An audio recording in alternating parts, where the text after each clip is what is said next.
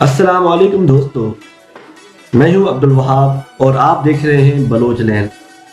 دوستو، آج کی اس ویڈیو میں ہم کمرانی قوم کے بارے میں جانیں گے کہ کمرانی قوم کہاں سے آئی، ان کو کمرانی کیوں کہا جاتا ہے، ان کا احمدی کمرانی سے کیا رشتہ ہے، ان کی حکومت کہاں پہ تھی، اور اس کے علاوہ کمرانی کہاں کہاں پائے جاتے ہیں۔ ان سب سوالات کے جوابات تاریخ کے کتابوں سے لے کر آپ کے سامنے پیش کیے جا رہے ہیں۔ تو تمام سوالات کے جوابات دیکھنے کے لیے، جاننے کے لیے آپ نے میرا آخر تک ساتھ دینا ہے۔ سب سے پہلا سوال یہ آتا ہے کہ کمرانی کو کمرانی کیوں کہا جاتا ہے، ان پر یہ نام کیسے پڑا۔ اس کے پیچھے 3 وجوہات بتائی جاتی ہیں تاریخ میں۔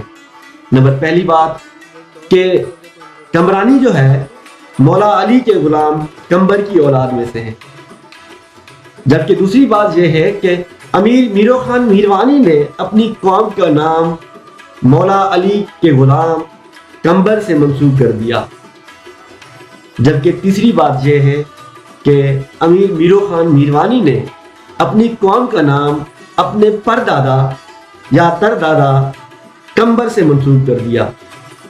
تو ان تینوں باتوں میں سے جو بات زیادہ معروف اور مقبول ہے وہ یہ ہے کہ امیر میرو خان میروانی نے سن 1535 میں اپنی قوم کا نام میروانی سے تبدیل کر کے اپنے دادا کمبر کے نام سے منسوب کر دیا، اور کچھ اس بات میں بھی دو رائے نہیں ہے کہ انہوں نے اپنی قوم کا نام کمرانی مولا علی کو ماننے کی وجہ سے رکھا ہو۔ اب سوال یہ آتا ہے کہ کمرانی کون ہے۔ کمرانی قوم کو جاننے کے لیے ہمیں سب سے پہلے بروہی قوم کے بارے میں جاننا ہوگا، کیونکہ بنیادی طور پر کمرانی بروہی قوم کا ایک بنیادی جز ہے یا پھر ایک مکھیا قوم ہے۔ بروہی قوم کی بروہی قوم کا شمار بلوچستان کی قدیم ترین قوموں میں شمار کیا جاتا ہے، جن کی تاریخ مہر گڑھ سے ملتی ہے، اور اس کے علاوہ یہ بھی معروف ہے کہ بروہی حلب سے مائگریٹ کر کے بلوچستان آئے تھے، اور اس میں کوئی دہرا نہیں کہ بروہی خالصتاً بلوچ ہے۔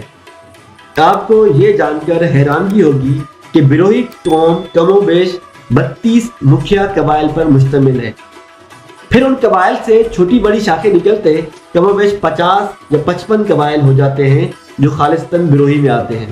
ان 32 مکھیا قبائل میں سے بارزئی، بنگلزئی، بزنجو، جتک، چمروزئی، چنگوزئی، دیوار، گچکی، گرگناری، عیسازئی، کلندرانی، کبرانی، کرد، لہری، لانگو، محمدانی، مینگل، میروانی، محمد اسدی، محمد شاہی، نیشاری، پندرانی، رقیزئی، رودانی، تاجتی، سرپارا، شیخ حسنی، چابیکزئی، چاوانی، سمالانی اور زہری شامل ہیں۔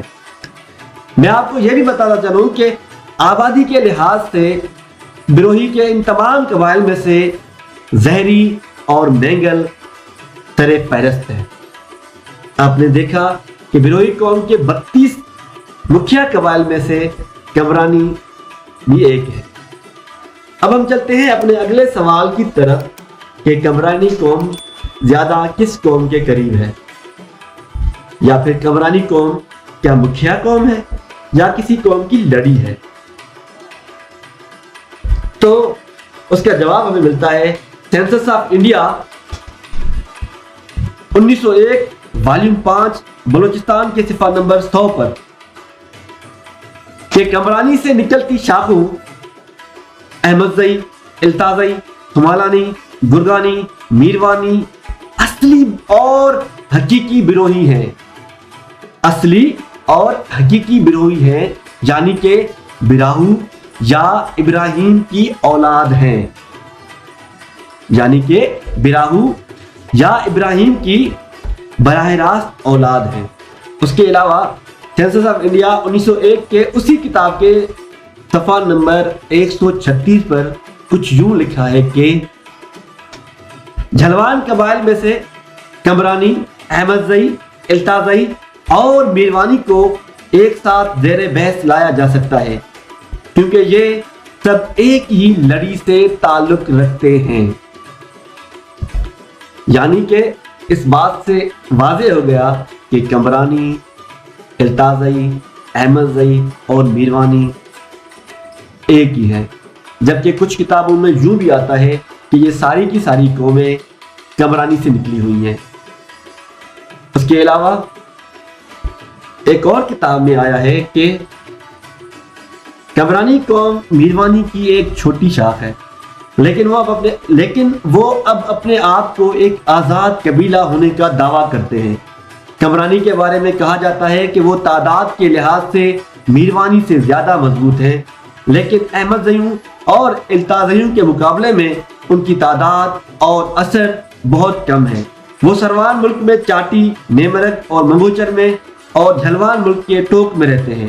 یہاں تک تو ہم نے تاریخ کا ایک پہلو سمجھا، جہاں پہ بتایا گیا کہ احمدزئی اور کمرانی کا رشتہ کیا ہے۔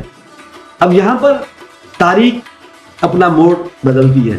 یہاں پر کمرانی اور احمدزئی کا رشتہ کچھ یوں بتاتی ہے۔ کتاب Journal of the Asiatic Society of Bengal سال 1843 صفحہ نمبر 480 پر کچھ یوں لکھا ہے کہ امام رمبر کے 8 بیٹے تھے، جن کے نام کمبر، اسماعیل، گرگین، میرو، رودن، التاس اور احمد تھے۔ کمبر سے کمرانی، التاس سے التازئی اور احمد سے احمدزئی، اسماعیل سے اسماعیلانی، گرگین سے گرنانی، میرو سے میروانی نکلی۔ امام رمبر کتاب میں باقاعدہ انہوں نے امام رمبر لکھا ہے۔ امام رمبر کے انہی 8 بیٹوں سے نکلتے ہوئے قبائل جب آپس میں ملتے ہیں تو ان کو ایلم اتحاد کہا جاتا ہے۔ ایلم یعنی کہ بروہی زبان میں بھائی کو کہتے ہیں۔ پہلے یہ بتایا جا رہا تھا کہ کمرانی، میروانی، التازئی اور احمدزئی الگ الگ شاخیں ہیں، قومیں ہیں، جبکہ پہلے ہمیں بتایا گیا کہ کمرانی، میروانی، احمدزئی، التازئی کمرانی کی شاخیں ہیں، جبکہ ابھی یہاں بتایا جا رہا ہے کہ یہ 8 بیٹے امام رمبر کے تھے۔ تاریخ اپنے اپنے حساب سے لکھی جاتی ہے، بتائی جاتی ہے، پڑھی جاتی ہے اور پڑھائی جاتی ہے، اور یہ منحصر کرتا ہے پڑھانے والے کی، لکھنے والے کی اور بتانے والے کی سوچ پہ کہ وہ تاریخ کو کس نظر سے دیکھتا ہے۔ اگر آپ کے ذہن میں بروہی یا کمرانی قوم کی تاریخ کا کوئی اور پہلو ہے تو کمنٹ باکس میں شیئر کریں، آپ کو دل سے خوش آمدید کہا جائے گا۔ اب یہاں پر تو یہ بات واضح ہو گئی کہ کمرانی، احمدزئی، التازئی اور باقی قبائل کے آپس میں کیا رشتہ ہے۔ اب آتے ہیں اپنے اگلے سوال کی طرف کہ کمرانی قوم کو کلات کی حکمرانی کیسے ملی۔ اس کے بارے میں بہت سارے تاریخی حقائق ہیں، جن میں جناب صدیق سالک صاحب کی جو کتاب ہے وہ کہتے ہیں کہ کمرانیوں نے یہ علاقہ کلات سیوا سے قبضے میں لیا تھا، جس کے بعد اسی علاقے پہ رند و لاشار نے قبضہ کیا، اور یہی بات میر گل خان نصیر نے بھی اپنی کتاب میں لکھی ہے۔ جبکہ یہی بات انگریز نے اپنے کتاب میں کچھ یوں لکھی ہے کہ کلات اور خزدار کے دیواروں نے اپنے ظالم آقاؤں سے جان چھڑا کر رئیس تاج محمد کو مشکئی کے سردار امام رمبر کے بیٹے میں سے ایک کو اپنا حکمران بنانے کی دعوت دی۔ یہاں پہ میں آپ کو بتاتا چلوں کہ ظالم آقاؤں سے مراد افغان سے جا بجا ہونے والے حملے تھے۔ تو ان حکمرانوں سے جان چھڑانے کے لیے ان سے تنگ آ کر جو ہے انہوں نے امام رمبر کو دعوت دی کہ آپ آئیں اور اپنے ایک بیٹے کو ہمارے خزدار اور کلات کا حکمران بنائیں۔ امام رمبر کا جو قبیلہ تھا وہ جنگی مہارتوں میں اپنی مثال آپ تھا، اور اسی کی وجہ سے دیواروں نے ان کو یہ آفر کی۔ جیسے ہی یہ خبر امام رمبر کو ملی، انہوں نے اس دعوت کو دل سے قبول کیا اور اپنے تمام بیٹوں کے سامنے یہ بات پیش کی۔ جب بڑے بیٹوں سے ذکر کیا گیا تو انہوں نے یہ صاف کہہ کر انکار کر دیا کہ ہمیں حکومت سے کوئی سروکار نہیں ہے، ہم اپنی خاندانی جائیداد، اپنے آبا و اجداد کی دی ہوئی ملکیت، گھر اور مال مویشی کو سنبھالیں گے۔ تو پھر بچا تھا آخری بھائی یعنی کہ سب سے چھوٹا بھائی، وہ تھا احمد۔ تو سب نے مل کر یہ مشورہ کیا کہ کلات کی حکمرانی اپنے چھوٹے بھائی احمد کو سونپی جائے۔ تمام بیٹوں کے متفق ہونے کے بعد امام رمبر نے اپنے بیٹے احمد کو کلات کی حکمرانی کے لیے منتخب کیا، اور اس کے بعد جناب احمد خان احمد زئی کمرانی نے کیا کیا کہ سب سے پہلے اپنی قوم کا نام کمرانی سے تبدیل کر کے احمد زئی کمرانی کیا۔ کچھ کہتے ہیں کہ احمد زئی کمرانی رکھا، کچھ کہتے ہیں صرف اور صرف احمد زئی رکھا۔ کمرانی ختم، اب کلات کی حکومت کرنے والا جو بھی آیا اس نے اپنے ساتھ ساتھ احمد زئی کو شامل کیا، کمرانی کو ایک طرف کر دیا۔ اس کے علاوہ کتابوں میں کچھ جو بھی آتا ہے کہ بروہی قوم میں تخت نشینی ہمیشہ چھوٹے بیٹے کو ملتی آئی ہے، تو اسی بنیاد پر کلات کی حکمرانی جناب احمد کو سونپی گئی، کیونکہ وہ بھائیوں میں سب سے چھوٹے تھے۔ جبکہ کتابوں کے برعکس ہمارے آباء و اجداد ہمیں یہ کہانی کچھ اور سناتے آئے ہیں، جن میں دو بھائیوں کی لڑائی کا قصہ ہے۔ اور قصہ کچھ یوں ہے کہ امام رمبر کے دو بیٹے احمد اور کمبر کے درمیان کسی بات پہ جھگڑا ہوا۔ انہوں نے یہ بھی بتایا کہ امام رمبر کی دو بیویاں تھیں، ایک تھی افغان جبکہ دوسری بروہن تھی۔ جناب احمد افغان کے وطن سے تھے جبکہ جناب کمبر بروہن کے وطن سے تھے۔ دونوں بھائیوں کے درمیان کسی بات پہ تنازع شروع ہوا تو جناب کمبر نے جناب احمد پر ایسا شدید وار کیا کہ وہ نیم مردہ حالت میں چلے گئے، جس کے بعد جناب کمرانی نے کلات کو یہ سوچ کر خیرآباد کہا کہ جہاں پر میرے ہی بھات ہوں، میرے ہی بھائیوں کا خون ہوا ہو، وہ جگہ میرے لیے مناسب نہیں، وہاں پہ میں تو کیا میری لاش بھی مناسب نہیں۔ تو انہوں نے اس جگہ کو خیرآباد کہا، یعنی کہ کلات کو خیرآباد کہہ کے اپنے منہ چل دیے۔ اس سفر میں ان کی ہمشیرہ بھی شامل ہو گئی، اور اس کے بعد کچھ کہتے ہیں کہ انہوں نے سبی کا رخ کیا، کچھ کہتے ہیں انہوں نے کوئٹہ کا رخ کیا، اور کچھ کہتے آ رہے تھے کہ انہوں نے جھلوان کا رخ کیا۔ جبکہ ہمارے آباء و اجداد نے ہمیں اس بات پہ بتایا کہ انہوں نے آ کر سبی کو آباد کیا۔ جب میر کمبر خان اپنے علاقے سے نکل آئے تو ادھر کلات کے ماہر طبیبوں نے جب دیکھا کہ جناب احمد کی سانسیں چل رہی ہیں تھوڑی بہت، تو انہوں نے دن رات ایک کر کے ان کو صحت یاب کر دیا۔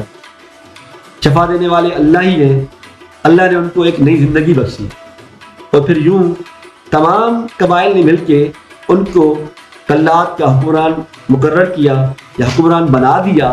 اور پھر انہوں نے سب سے پہلے یہ کام کیا کہ کمرانی قوم کا نام تبدیل کر کے، اپنی قوم کا نام تبدیل کر کے احمد سے منسوب کر دیا۔ اس بات میں کتنی حقیقت ہے، کتنی اس میں ملاوٹ ہے، یہ تو بتانے والے جانتے ہیں، کیونکہ بات سے بات بنتی بنتی ہم تک پہنچی ہے۔ ابھی جو آپ کی اسکرین پر شجرہ نظر آ رہا ہے وہ ہے کندکوٹ سندھ اور احمد پور لمحہ تحصیل سادق آباد کے آباد کمرانیوں کا۔ یہ شجرہ سینہ بسینہ چلتے چلتے جناب حاجی خان کمرانی صاحب کے پاس آیا، پھر انہوں نے یہ شجرہ جناب استاد علی گوہر کمرانی کو آگے منتقل کیا۔ جناب استاد علی گوہر کمرانی نے سب سے پہلے یہ کیا کہ اس شجرے کو محفوظ کرنے کے لیے ایک کتابی شکل دی، یعنی کہ اس کو سندھی میں تحریر کیا۔ اس کے بعد اس شجرے کی کاپی کروا کے، نقل کروا کے بہت سارے لوگوں میں بانٹ دی تاکہ یہ شجرہ محفوظ رہے۔ کمرانی بروہی قوم کے علاوہ چانڈیا، خاص کھیلی اور شیدی میں بھی پائے جاتے ہیں۔ کمرانی قوم کا تذکرہ ہو اور اس تذکرے میں جناب ہوش محمد شیدی کمرانی کا تذکرہ نہ ہو تو میرے خیال میں یہ کمرانی قوم کی تاریخ کے ساتھ ایک ناانصافی ہوگی۔ جناب ہوش محمد شیدی کمرانی صاحب تالپور حکمران کی فوج کے سپہ سالار تھے، جن کی بردباری، بہادری اور جنگی حکمت عملی کے چرچے انگریز سرکار نے سنہری حروف میں کیے۔ جناب ہوش محمد شیدی کے بارے میں بہت جلد انشاءاللہ تفصیلی اور تاریخی معلومات کے ساتھ آپ کے سامنے حاضر ہوں گے۔ اگر آپ کمرانی قوم کے بارے میں جاننا چاہتے ہیں زیادہ سے زیادہ تو میں آپ کو کتاب کا نام ہے خوانین کلات، جناب گلخان نصیر احمد کمرانی کا لکھا ہوا، اور اس کے علاوہ جناب ہتو رام کی کتاب بلوچستان کی تاریخ جناب ہتو رام، ان دونوں کا مطالعہ کیجیے گا۔ کمرانی قوم کی تاریخ یا بروہی قوم کی تاریخ بلوچستان میں آباد تمام قوموں کی تاریخ کی طرح مدھم ہے۔ ہمارے آبا و اجداد ہمیں کہتے تھے کہ ہم حلب سے آئے ہیں، ہمارا تعلق حلب سے ہے، اور جبکہ انگریزوں نے یہ ثابت کرنے کی کوشش کی کہ جو بروہی قوم ہے بلوچ نہیں ہے، اور یہی بنیاد بنا کے انہوں نے بلوچ اور بروہی قوم کو آپس میں لڑایا۔ بلوچ اور بروہی کو الگ کرنے کے حوالے سے اپنے دور میں کم و بیش کہا جاتا ہے کہ ہزاروں کتابیں بنوائیں، لکھوائیں، چھپوائیں اور لوگوں میں تقسیم کی تاکہ بلوچ اور بروہی الگ ہو سکے، جبکہ حقیقت کچھ یہ ہے کہ بلوچ اور بروہی دونوں ایک ہی ہیں۔ اس کتاب کا حوالہ آپ کو ملے گا جناب مولانا نور احمد خان فریدی کی کتاب بلوچ قوم اور اس کی تاریخ میں۔ انہوں نے بڑے خوبصورت انداز میں بیان کیا ہے کہ کس طرح انگریز نے بلوچوں اور بروہیوں کو آپس میں لڑا کے الگ کیا، یا ان کے درمیان ایک پھیڑ پیدا کر کے کس طرح خوانین کلات پر اپنا قبضہ جمایا۔ امید کرتا ہوں کہ آپ اس پیغام کو زیادہ سے زیادہ شیئر کریں گے اپنے کمرانی بھائیوں کے ساتھ، اپنے بروہی بھائیوں کے ساتھ، اپنے تمام بلوچ بھائیوں کے ساتھ شیئر کریں گے، اور اس کے ساتھ ساتھ حسب روایت حسب عادت میں یہی کہوں گا کہ آپ میرے چینل کو سبسکرائب کیجیے گا، اور لازمی سبسکرائب کیجیے گا تاکہ میری حوصلہ افزائی ہو، یعنی کہ میری مضبوطی ہو۔ اپنا خیال رکھیے گا۔ السلام علیکم۔